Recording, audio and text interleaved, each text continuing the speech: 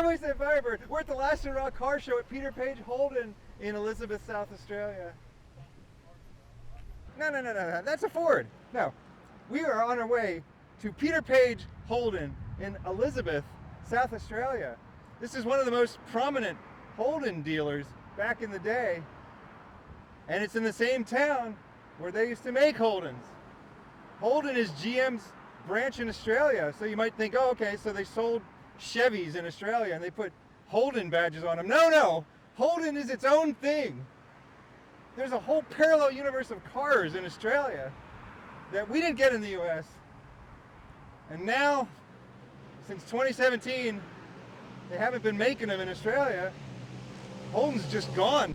So every year, they would come back to this Holden dealer and they would do a car show.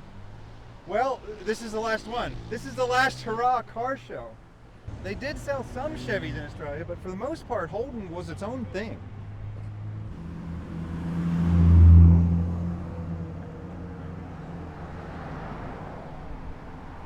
Look at these beautiful things.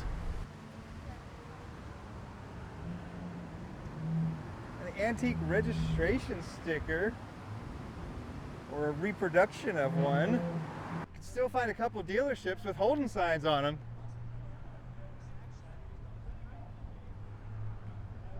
This is a Hyundai dealer, and it's about to be a vacant lot.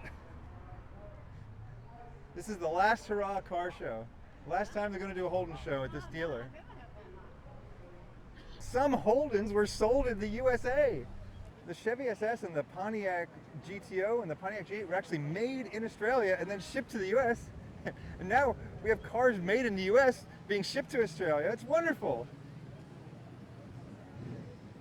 Australia has its own racing history, its own racing cars, its own racing tracks. Bathurst, you can drive on that track. Regular people can go there and drive on that track. The track is insane. Australia had a whole parallel universe of van culture in the 70s. This is a more modern one, but it's a tribute to the Sandman of the 70s, the Holden Sandman. Very cool and just a completely foreign concept to Americans. Americans are used to big vans. These are kind of like tall station wagons.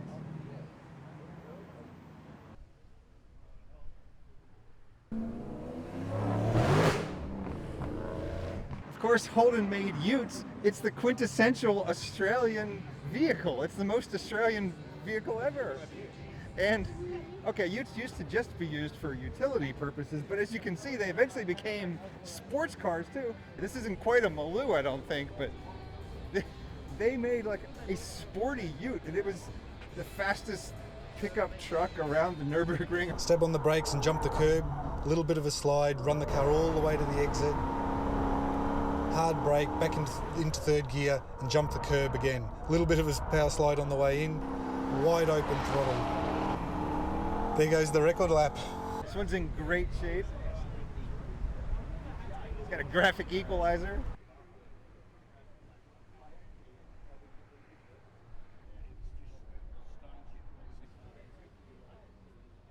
HSV and HDT were the two main Holden customizing organizations. They were both the official Holden customizers at different points in time.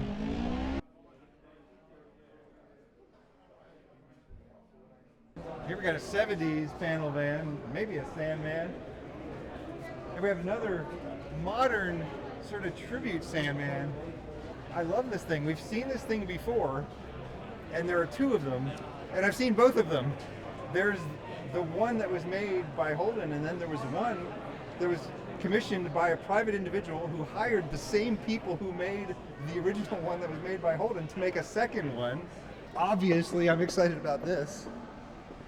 The Sandman concept, a modern Sandman with murals on the side. It was a 2001 model of VU ute. So Reg Mombassa is the person who designed it, but a guy called John Evans was the guy who actually did the airbrushing for Holden. So you're saying the original painter who painted the Birdwood concept also did your car? Correct. This was a collaboration with Mambo an Australian clothing company. This usually lives in the Birdwood Motor Museum. It's been released for the day. I also discovered there's a Mambo Ute. I'm Wasting Firebird, and we are at the Trafalgar Holden Museum. Here we go. Here's a 70s Sandman. Crazy neon colors. Crazy stripes. If you're a fan of Pontiac Firebirds, you'd notice that the Holden steering wheel is the same steering wheel that you see in a Pontiac Firebird.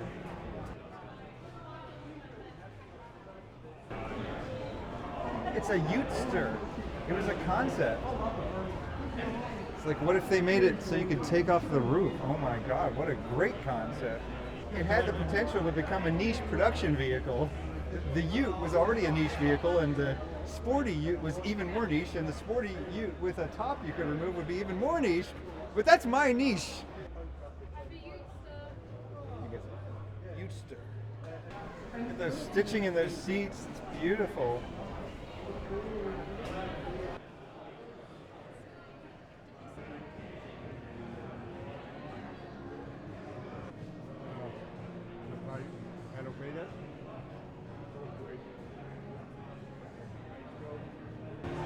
This one says it was an old police car.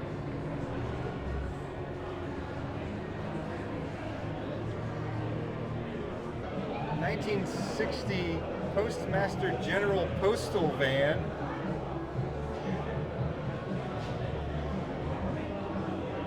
There's a couple stamps beside the inspection sticker. There was a camping kit you could get for the back of your Tirana. The Hatch Hutch.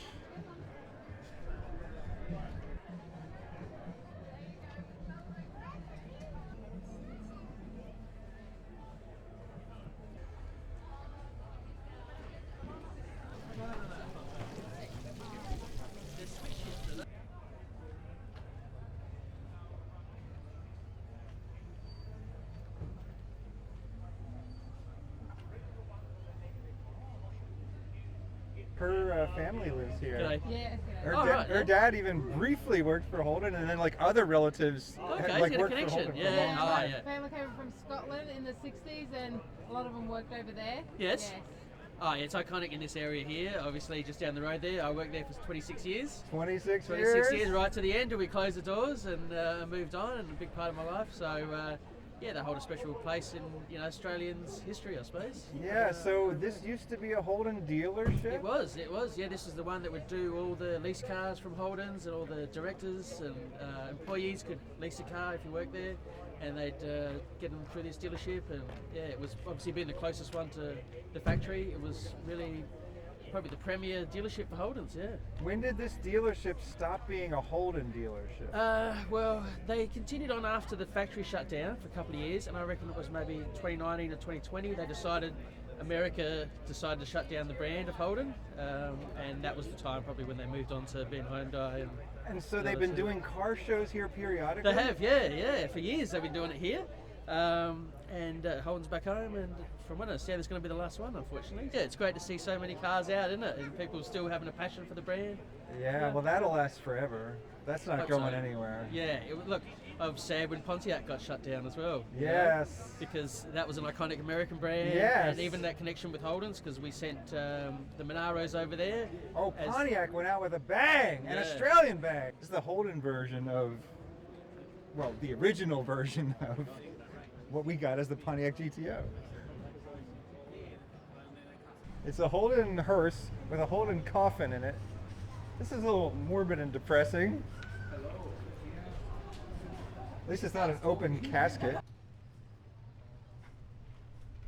I like that there's a hearse conversion company that will turn your car into a hearse. I'm just wondering, is there like a car culture of where you don't have a funeral business but you really want a hearse and you'll just convert your cars into hearse? Oh my god, what if we got the Jimny and we convert it into a hearse?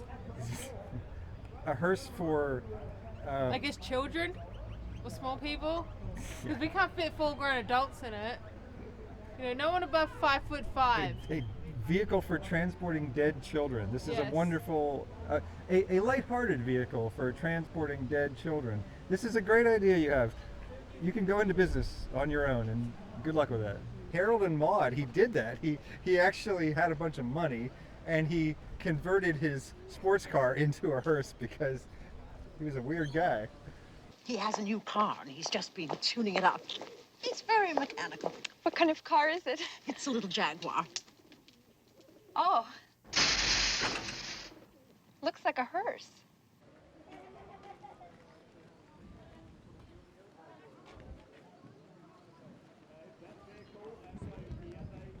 I need a belt for my Holden. What kind of Holden is it? Well, it's custom. Well, what kind of belt you need? Well, I'm actually not sure. It has several very long belts. I feel like I stepped back in time and I'm at the car dealership picking out my new Holden. Yeah, Which one are we buying today? these look like the actual cars you'd see usually at a dealership in the 80s or 90s. They stuck them at the back of the car show, but this is kind of the Radwood section of the show. This is where you come when you actually want to be transported back in time to a more realistic, well, maybe not all this, but a somewhat more realistic version of what the past actually looked like. There's a thing called survivorship bias. It's a cognitive bias, and it kind of relates to cars because you only see the cars that survive through the decades. Now, what that means though is that there's a bias for the cars that people like and cars that people are enthusiastic about. And so you don't see the more, family cars. You end up not seeing too many of these old family-oriented cars because no one bothers to preserve them. They don't survive. So the effect of that is that we tend to just never get to see these old cars that were really the way the past actually looked. And that's the whole point of these Radwood car shows in the US, and I think they're doing a few internationally as well. The idea is that only a tiny, tiny fraction of people would ever preserve some of these more boring cars, and that actually makes them more special. It's more exciting to see them at a car show. I parked my dad's 1992 Toyota MR2 Turbo right next to a little Subaru GL hatchback, and the crowds were gathering around the Subaru GL hatchback because they hadn't seen one in 30 years.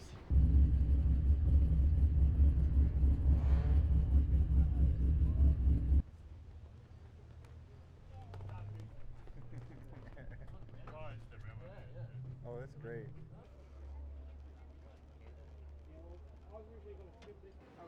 Oh, and these stickers are from this very car show from previous years.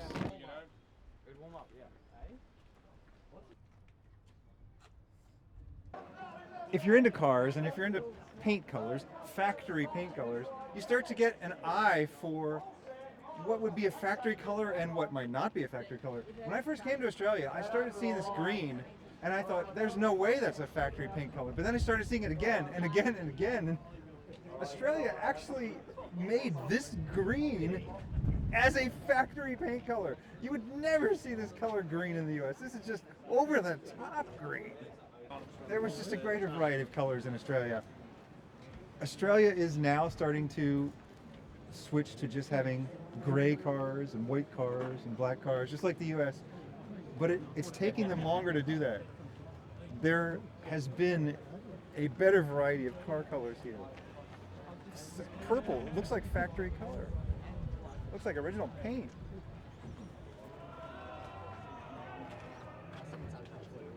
Just to see where it's clear coats being burned away by the UV. It's original factory purple.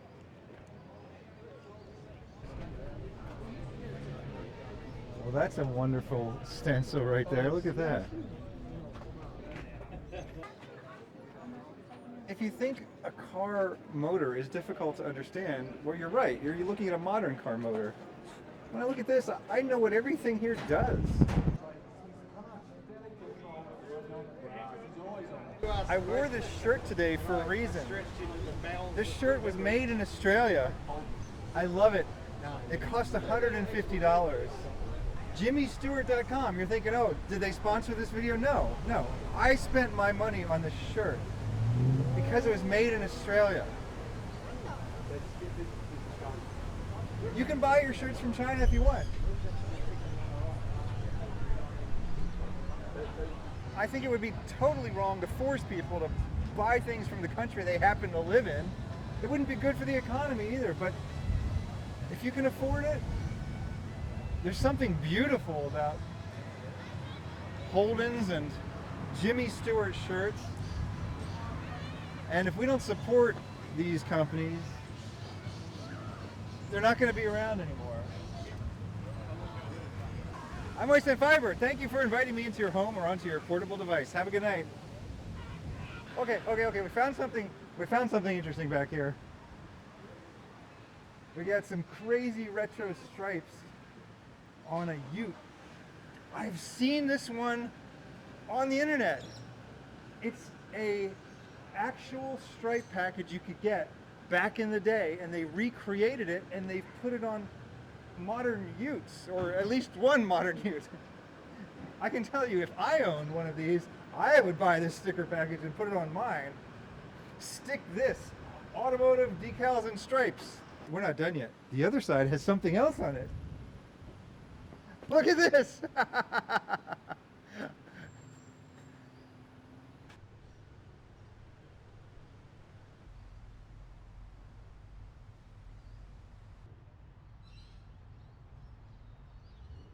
Thanks to Man Skelly for the camera work.